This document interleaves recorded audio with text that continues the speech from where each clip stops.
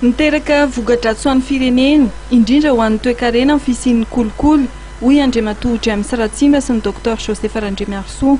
Samy laza ireto mpanao politika ireto fa ilaina ny edina amin'izany. Ho Andriamatoa James Ratsimba dia tokony arahana asa mivaingana hita maso ny fanambarana nataon'ny Prime Ministre fa tsy andefitra amin'ny kolikoly. Raha ny tena marina aza dia nampiany hoe tolérance zéro, izany hoe tsisy famindrapo intsony ny fanaovana kolikoly. Tsara le foto-kevitra ary mahavelona mpanantenana hoe mety ho tsara raha tanteraka le izy. Fa kolikoly anie dia miteraka zavatra be dia be, miteraka fampitehan'ny toe-karena, miteraka fisarahamonina, miteraka ady eo am-piarahamonina koa. Question mba ho apetrako fanontaniana mazava be iray fotsiny no apetrako ny Prime Ministre tsy tao anatin'ny fitondrana io fa nitendrena. Ny olona manao amin'ny kolikoly ao anatin'ny fitondrana daholo ny tena manao kolikoly avo lenta. Fomba ahoana ny samborany an'ireo ary ahoana koa no ataony amin'ireto dahalo miova fo reto ve ho samborina daholo le olona nilazaina fa ho limogeina tany amin'ny environnement ve ho gadraina, iza le mpanao bois de rose hatramin'izay mba voagadra hatramin'izao sa hoe nilasa momba ny lasa dia avela nanao an'izay nataony tany. Mba variana manko dia le fomba ampiarana an'le izy hoe ahoana no ataony mba azahoany mandrava tanteraka ny kolikoly io. Vola azo lazaina hoe ampandroso ny firenena tafiditra any amin'le kolikoly. Na ny mpitandro filaminana na ny civil na iza dia zareo filohan'ny fitondrana foana no mampianatra ny kolikoly. Izay ny zavatra sarotra eto amintsika, ny any etapiny aloha ny foanana ny kolikoly ary fomba ahoana ny anaovany an'izay.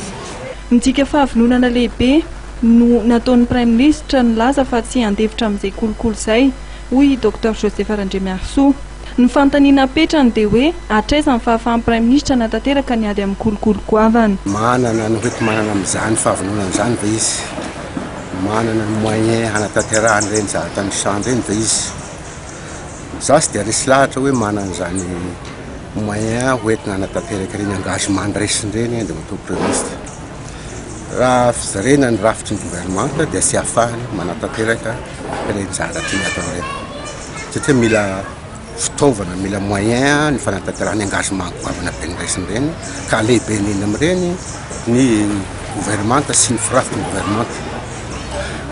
Ny firenena malagasy dia mila amin'izao fotoana izao mila gouvernement tena commando handamina ny tany tsy fanjakana.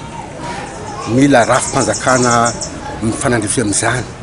Ny zava-misy anefa amin'izao fotoana izao raha irafitra misy io dia tsy ahafahana ny matoa Prime Ministre manatanteraka ireny zahatany sandry ireny. Na fisian'io Assemblée nationale io ihany koa dia mety hanahirana azy amin'ny fanatanterahana ny zavatra tiany atao. Gouvernement tena mirindra amin'ny fandrafetana azy sy ny département tsirairay no takiany ireny. Gouvernement hitokisan'ny olona ary hitokisan'ny mpanao politika, hitokisan'ny mponina no tokony hazoriny hafahany manatanteraka an'ireny. Tsy izany nefa ny zava-misy fa tsika mahalala fa mbola misy ao anatin'ny gouvernement io raha tasehany amin'ny présidence, mbola misy département sasany izay mety fijery azy, mety tsy voafehin'ny Prime Ministre ny fizotrany ao anatin'ny rafitry ny fanjakana. Marihana fa raha nitatitry ny Transparency International dia ao anatin'ny firenena anjakan'ny kolikoly i Madagasikara, kolikoly izay mahasahana ny sehatra rehetra ary 820 no isa azon'ny Madagasikara ny taona 2024.